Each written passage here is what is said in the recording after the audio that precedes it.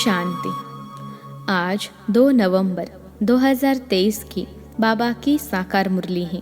मुरली के महावाक्य हैं, मीठे बच्चे, याद रूपी दवाई से स्वयं को एवर निरोगी बनाओ।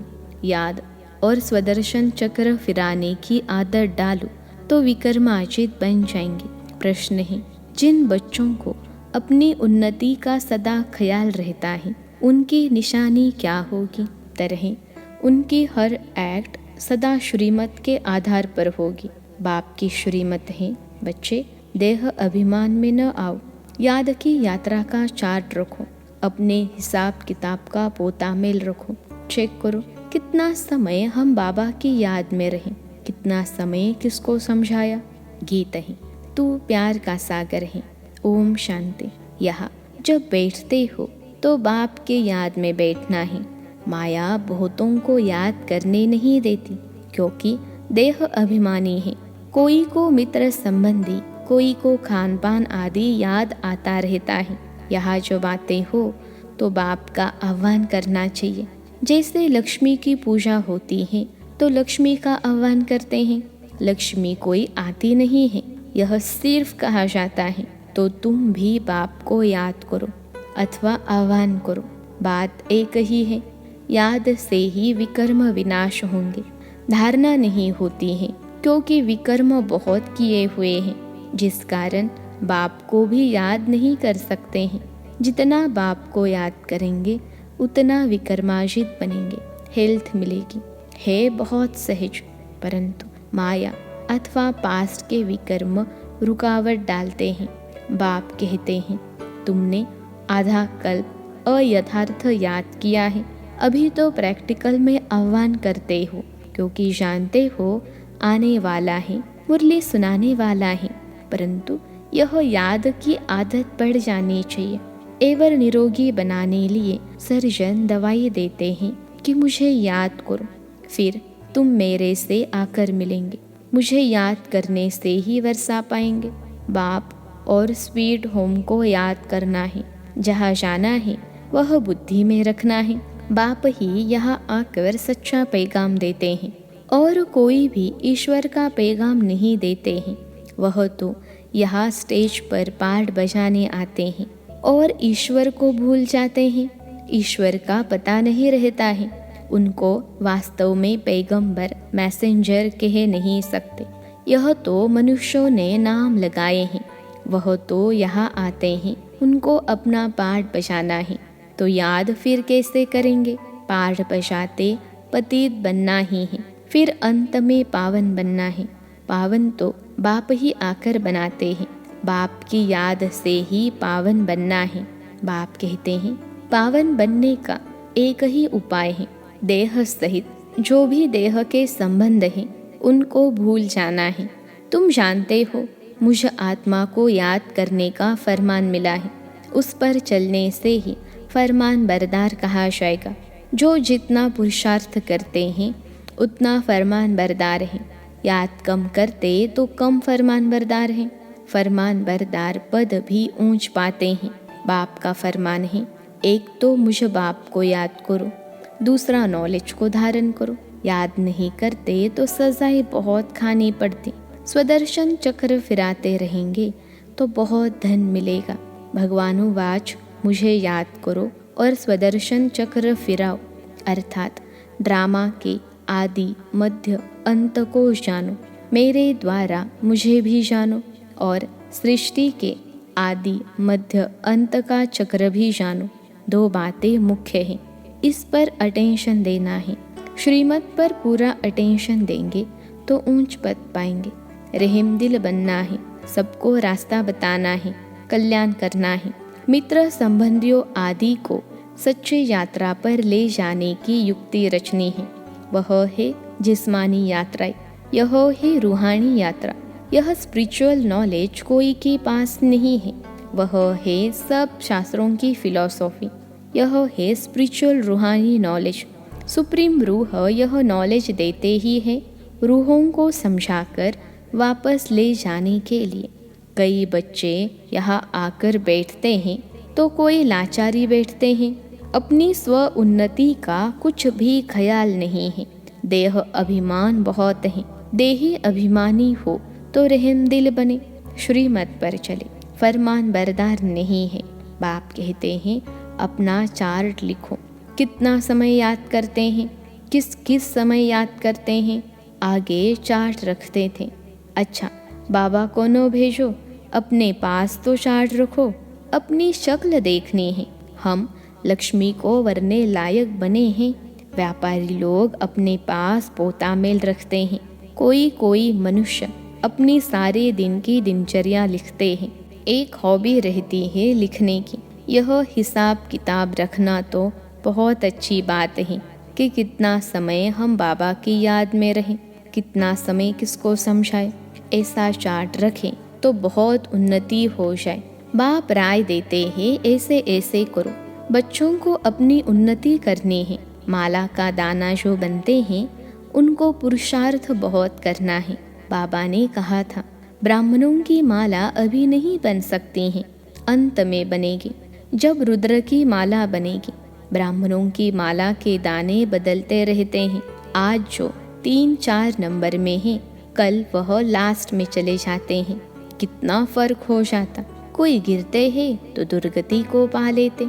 माला से तो गए, प्रजा में भी बिल्कुल चांडाल जाकर बनते हैं। अगर माला में पिरोना है तो उसके लिए बड़ी मेहनत करनी पड़े। बाबा बहुत अच्छे राय देते हैं। अपनी उन्नति कैसे करो, सबके लिए कहते हैं। भल कोई गूंगा होते भी इशारे से कोई को बाप के याद दिला सकते हैं। बोलने वाले से ऊंचा जा सकते हैं। अंधे लूले कैसे भी हो, तंदुरुस्त से भी शास्त्री पद पा सकते हैं। सेकंड में इशारा दिया जाता है। सेकंड में जीवन मुक्ति गाई हुई है ना। बाप का बना और वर्षा तो मिल ही जाएगा। फिर उसमें नंबरवार पद जरूर है। बच्चा पैदा हुआ और वर्षे का हकदार बन जाता है। यहाँ तुम आत्मा तो हो ही मेल्स, तो फादर से वर्षे का हक लेना है। सारा मदार पुरुषार्थ के ऊपर है। फिर कहेंगे कल्प पहले भी ऐसे पुरुषार्थ किया था। माया के साथ बॉक्सिंग है। पांडवों की थी माया रावण से लड़ाई। कोई तो पुरुषार्थ कर विश्व के मालिक डबल सिरताज बनते हैं।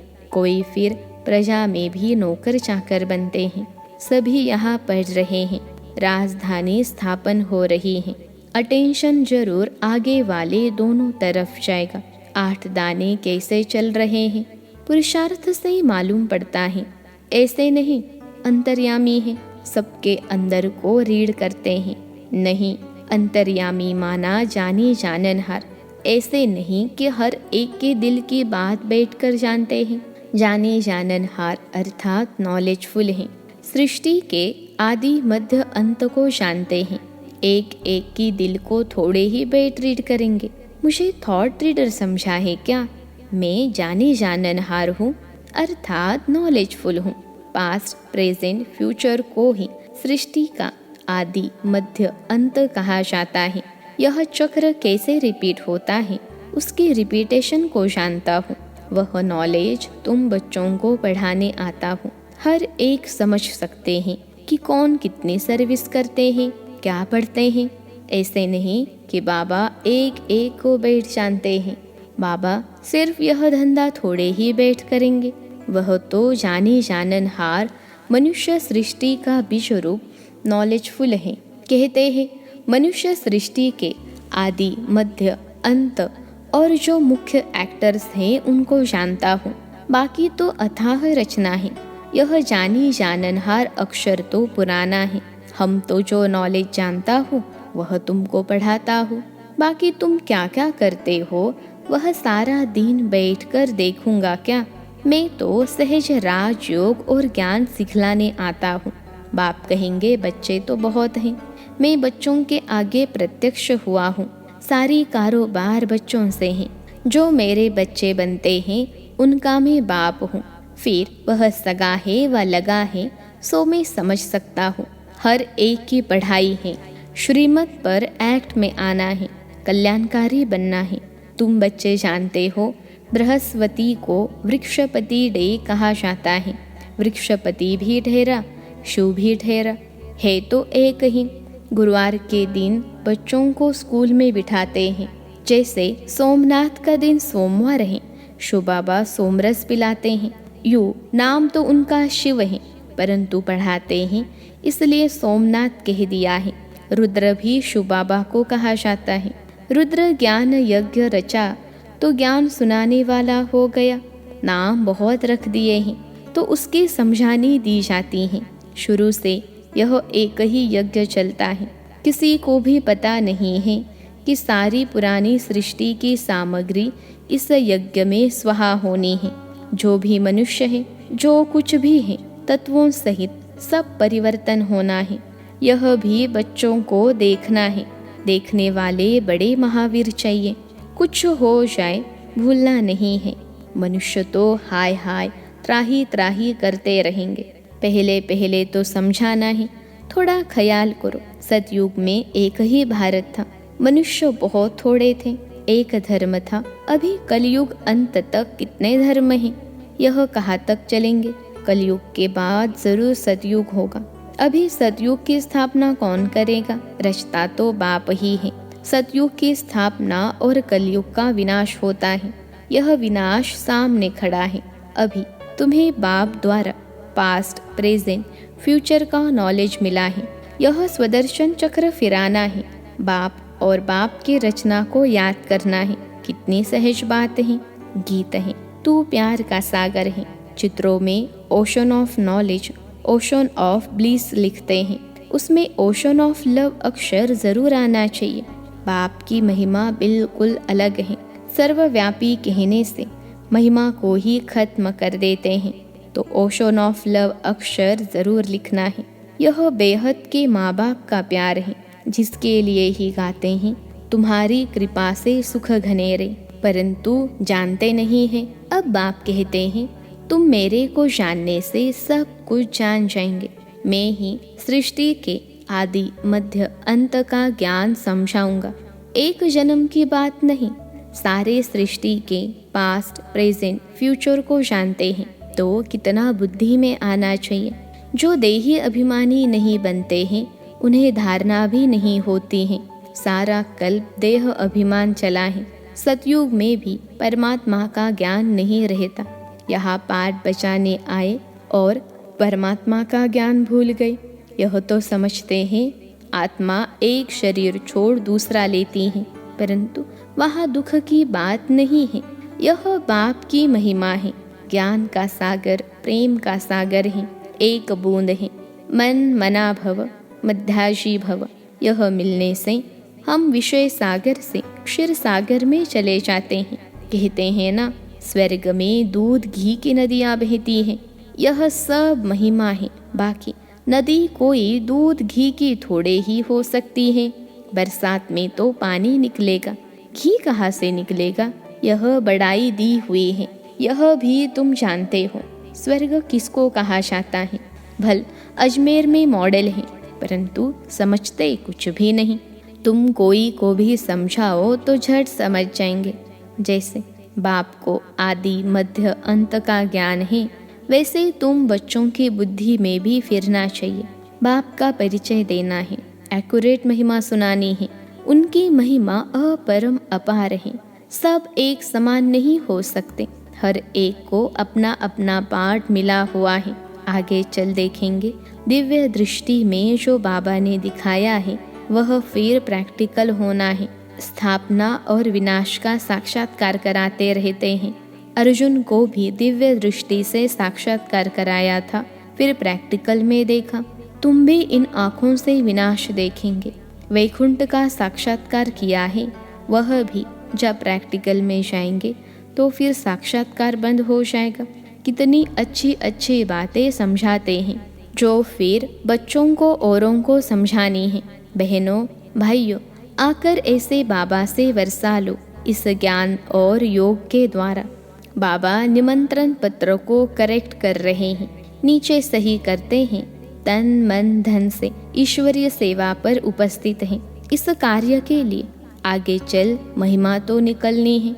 कल्प पहले जिन्होंने वर्षा लिया है उनको आना ही है, मेहनत करनी है। फिर खुशी का पारा चढ़ते चढ़ते स्थायी बन जाएगा। फिर घड़ी घड़ी मुरझाएंगे नहीं। तूफान तो बहुत आएंगे, उनको पार करना है। श्रीमत पर चलते रहो, व्यवहार भी करना है। जब तक सर्विस का सबूत नहीं देते तब तक बाबा इस सर्विस में लगा नहीं सकते।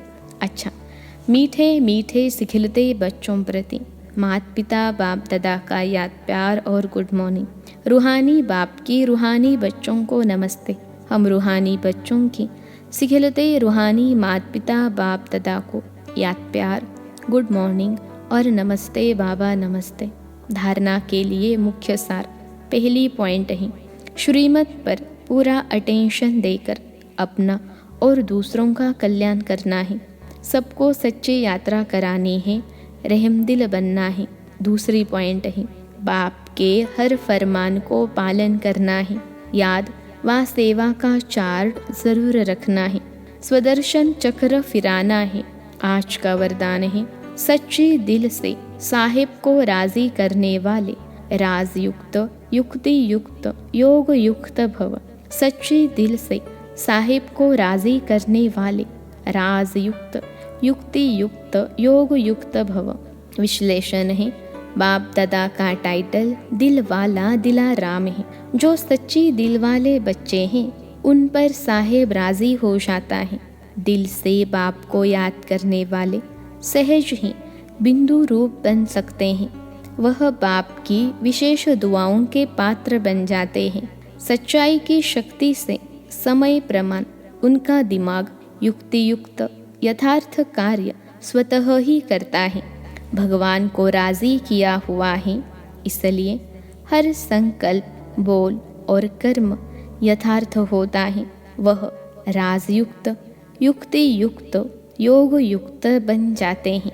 आज का स्लोगन है, बाप के लव में सदा लीन रहो तो अनेक प्रकार के दुख और धोखे से बच जाएंगे। बाप के लव में सदा लीन रहो तो अनेक प्रकार के दुख और धोखे से बच जाएंगे। अच्छा, ओम शांति।